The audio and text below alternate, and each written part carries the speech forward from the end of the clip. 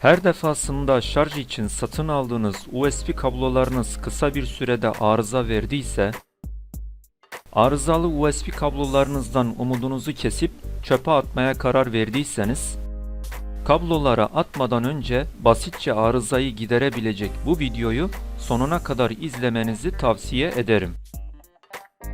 Öncelikle yeni aldığınız USB kablosunun adaptöre takılan uç kısım, yani kıvrımlı tarafının kıvrılmasını önlemek önceliktir. Genellikle arızayı oradan da verebilmektedir. Kıvrımlı bölgeye bant çekerek arıza oluşumunu engelleyebilirsiniz. Önemli olan önlemimizi hatırlattık.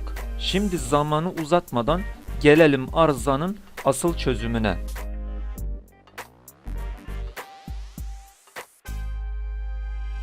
Tahmini yılda 1800 defa USB şarj kablosu sürekli telefona takılıyor. 1 veya 2 ay dolmadan telefona takılan USB giriş, yani jack ucu iç tarafı genişlemeye başlıyor.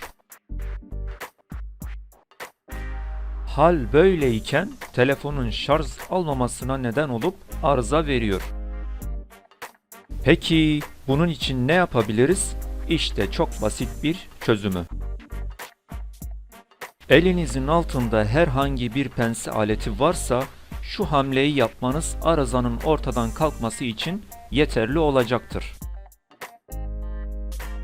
Pense yardımı ile hafifçe iç boşluğu daraltarak arızayı ortadan kaldırabilirsiniz.